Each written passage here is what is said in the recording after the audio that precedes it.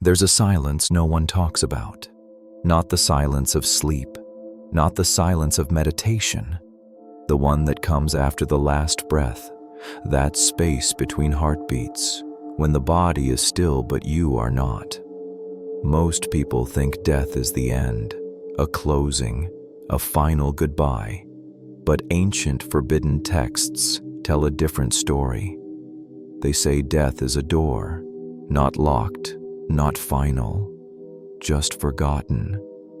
And beyond that door is a place with no name, no time, no shape. A space between stories, known in Tibetan teachings as the Bardo. And in the Bardo, you are more awake than ever. You remember all of it. Who you've been, what you've done, where you failed to love, where you betrayed your own light, what lessons you mastered, and which ones you ran from. And then, you're asked to choose, not by some judge, but by your own soul. That's what they never told you. The life you're living now, you chose it. After death, inside the silence. It doesn't happen like the movies. There's no tunnel of white light, not at first. The first thing you feel is release. The body, heavy, noisy, limited, falls away. And what remains is clarity. Not emotion, not story, just raw, brilliant awareness. You're not watching your death. You're watching yourself watch your death. And in that instant, there's no more pretending.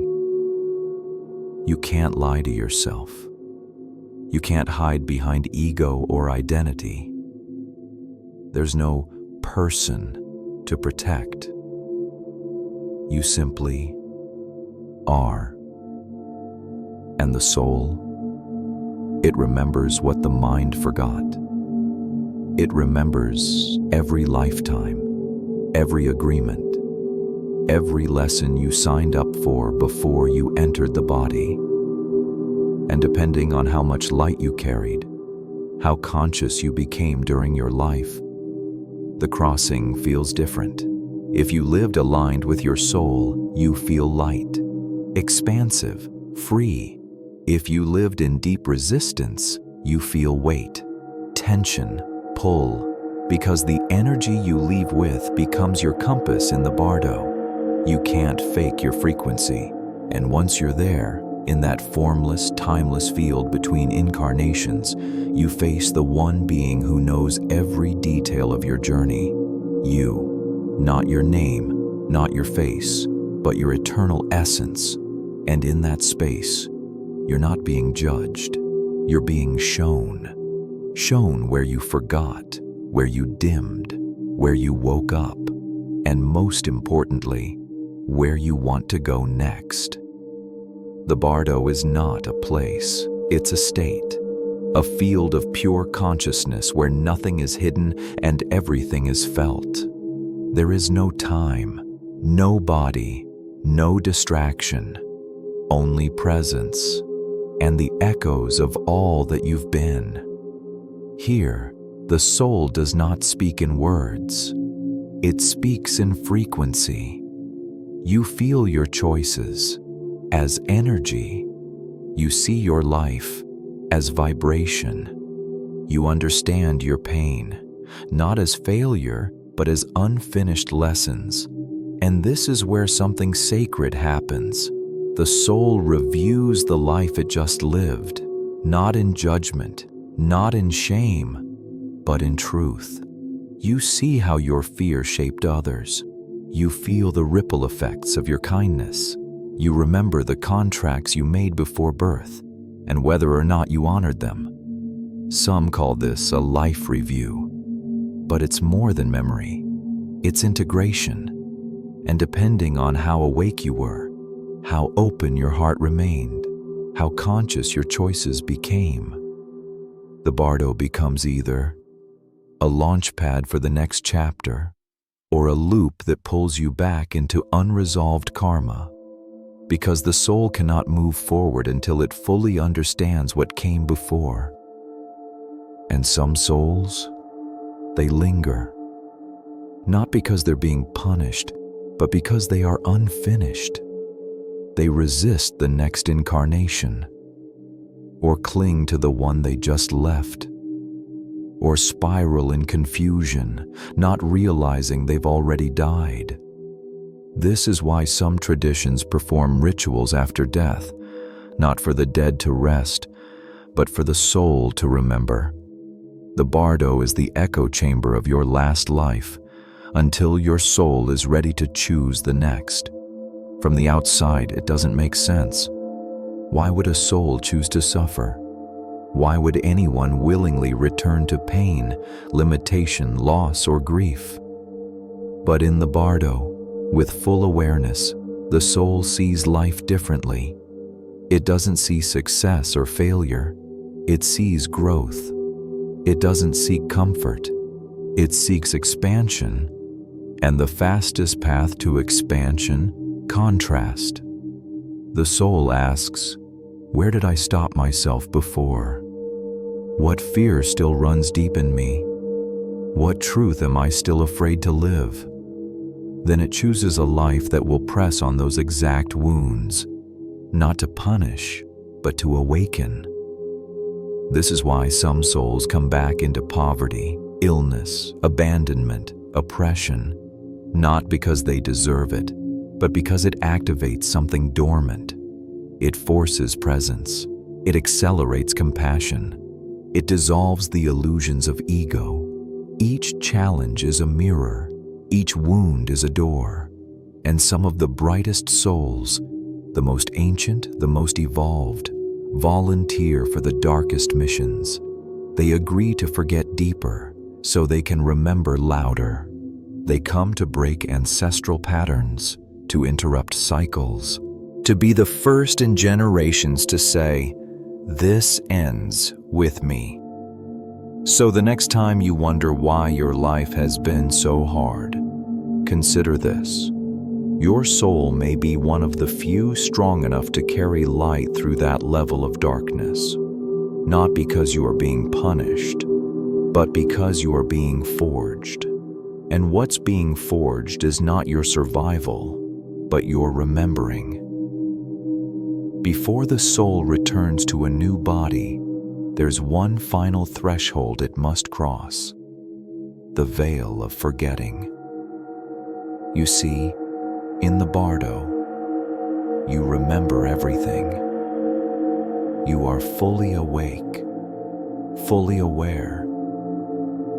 But if you carried all that memory back into form, you wouldn't be able to play the game. You wouldn't struggle. You wouldn't question. You wouldn't grow. So the soul agrees to forget. Not forever, but long enough to make remembering meaningful. This is the sacred paradox of incarnation. You must forget your divinity to fully experience the journey back to it. But forgetting comes at a cost. The cost is confusion, loneliness, separation, fear, and in that state, you don't remember that you chose this. You don't remember that this pain is precise.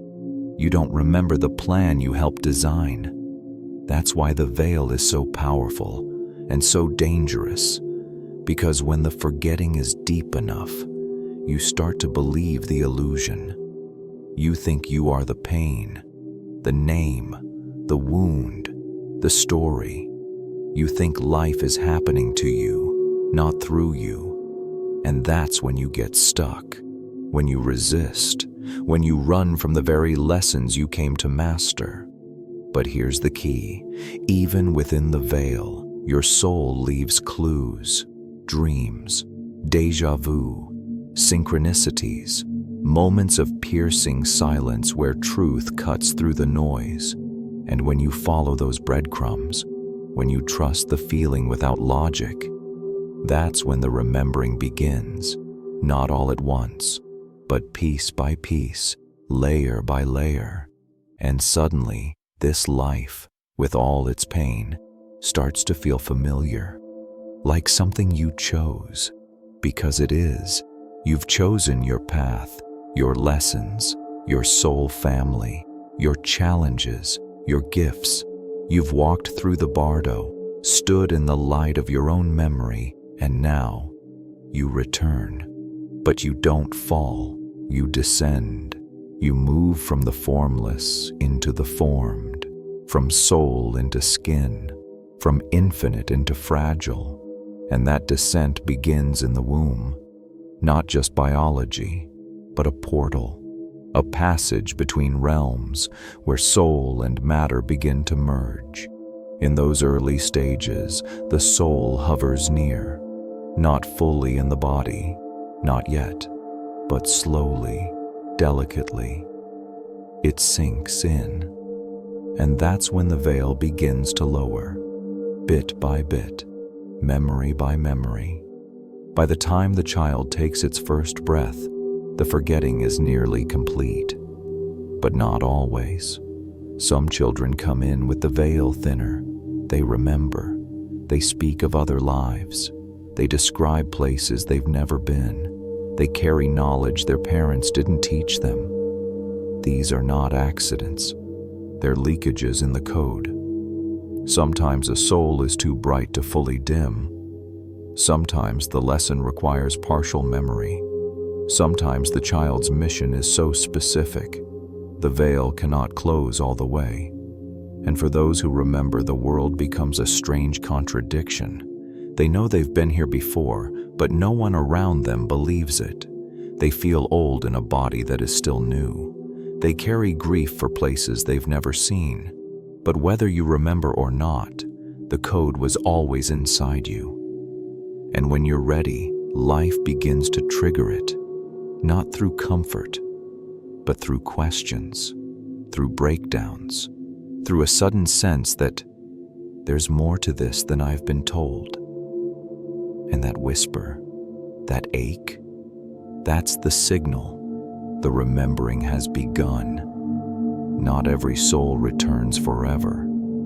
There comes a point, after lifetimes of remembering, forgetting, suffering, waking, where the soul reaches completion, not perfection, not sainthood, but integration. When all major karmic loops are closed, when all lessons are embodied, not just understood.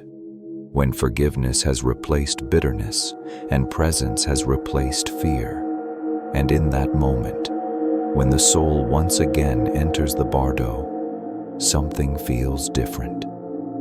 There is no pull to return, no restlessness, no unresolved echoes, just silence, just light, just freedom. The soul stands in the space between lives, and instead of choosing another incarnation, it chooses something else.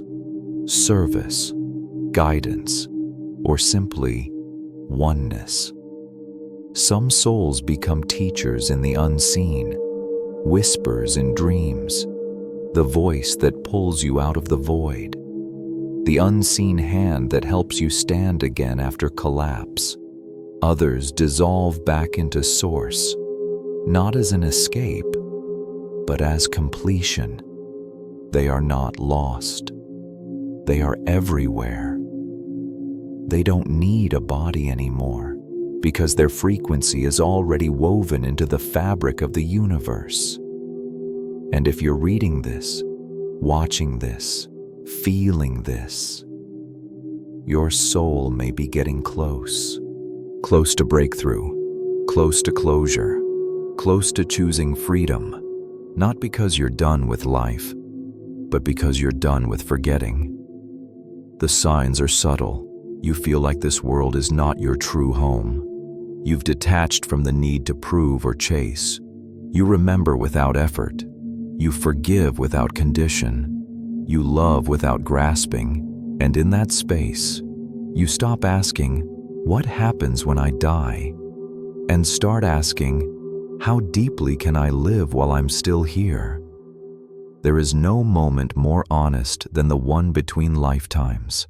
No distractions, no masks, no roles to play, just your essence and everything it's learned. Between lives, you're not trying to survive, you're not performing, you're not reacting, you're simply being. And in that stillness, you remember what the world tried to make you forget, that you are not your wounds, not your story, not your failures or even your successes. You are the witness, the presence that moved through it all, the awareness that never broke, even when your body did. And from that clarity, you choose again, not blindly, not fearfully, but with precision. You choose a path, not because it will be easy, but because it will be meaningful. Or maybe you don't choose to return at all. Maybe this was your final run, your closing ceremony. But whether you come back or move beyond, what matters is this: you are not lost, you are not alone, you are not broken, you are in transition, in translation, in truth. And when you awaken again, in this body, in this moment, in this breath, may you remember, you have died before, you have returned before, and every time you carried a little more light back with you. Live like someone who chose this.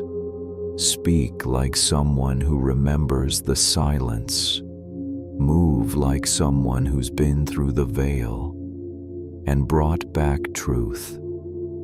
Because even now, you're not just living, you're preparing the soul for what comes next. And when that moment arrives, between lives, between forms, between names, you'll know what to do, because you already have.